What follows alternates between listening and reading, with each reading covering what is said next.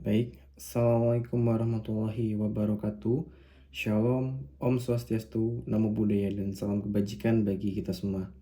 Perkenalkan, nama saya Muhammad Bintang Ramadan dengan NIM 1040402400307 dari kelas AB 4807 akan mempresentasikan atau akan membuat sebuah video untuk penugasan dari mata kuliah Business Intelligence and Analytics, yaitu tentang bagaimana cara kita mengoperasikan dari Power BI sendiri.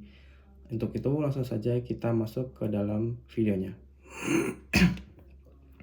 Baik, kegunaan dari Power BI ini adalah kita bisa memvisualisasikan sebuah data menjadi grafik atau menjadi hal yang bakal kita olah nanti. Dan untuk itu bagaimana sih caranya? Pastinya kita perlu hal yang perlu kita ketahui atau hal yang kita butuhkan itu yang pertama adalah data. Nah, sebagai contoh sendiri pada video kali ini saya akan memberikan contoh yaitu jumlah jemaah haji yang diberangkatkan ke Tanah Suci Mekah menurut provinsi pada tahun 2025. Namun agar lebih mudah, saya akan membandingkan data jumlah jemaah haji yang diberangkatkan ke Tanah Suci Mekah ini dari tahun 2024 ke tahun 2025, yang dimana datanya sendiri sudah saya susun dan saya olah dan kembangkan, dan datanya itu menjadi seperti ini. Nah, di sini terlihat bahwa provinsi dari Sabang sampai Merauke, jemaah haji 2024 dan jemaah haji tahun 2025. Dan untuk datanya sekarang kita bisa olah ke Power BI. Untuk itu kita bisa klik create dan kita pilih ke Excel. Di sini kita masuk ke upload file, kita browse dan kita cari data yang akan kita masukkan. Sebagai contoh yang saya analisis pada video kali ini adalah perbandingannya, yaitu jemaah haji yang diberangkatkan pada tahun 2024 dan tahun 2025. Oke, kita tunggu sebentar karena untuk proses dari Power BI sendiri untuk memilah-milah hasil datanya, sehingga nanti diharapkannya menjadi tabel seperti ini.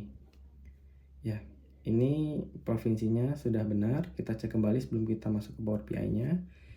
Kita drag jemaah haji tahun 2024. Oke, sudah benar. Tahun 2025. Oke, sudah benar. Kalau sudah benar, kita masuk ke transform data, yang dimana nanti Power BI akan mengolah menjadi data atau menjadi hal yang akan kita peroleh. Create a report, dan kita bisa tuliskan di sini yaitu perbandingan data keberangkatan haji Indonesia 2024 dan 2025. Oke, setelah itu kita klik create.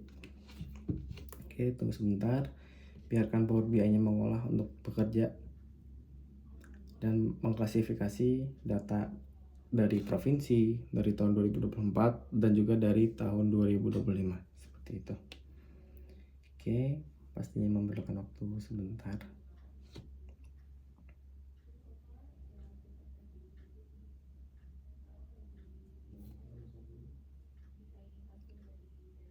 Nah, untuk tampilan pertamanya seperti ini,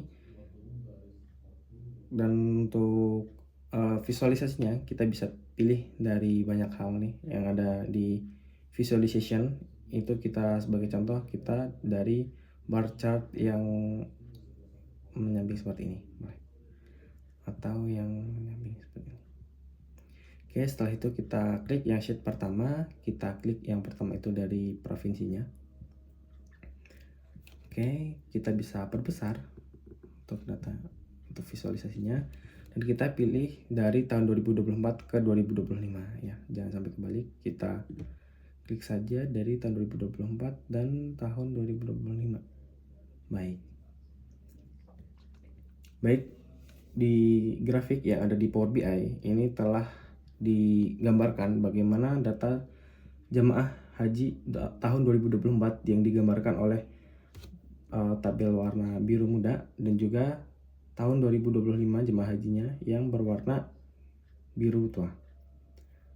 Oke, baik, sebagai contoh di sini ada penurunan ya dari tahun 2024 ke 2025. Nah, berdasarkan grafik perbandingan jumlah jemaah haji yang diberangkatkan ke Tanah Suci Mekah menurut provinsi pada tahun 2024 dan tahun 2025, terlihat bahwa hampir seluruh provinsi itu mengalami penurunan yang cukup signifikan pada tahun 2025.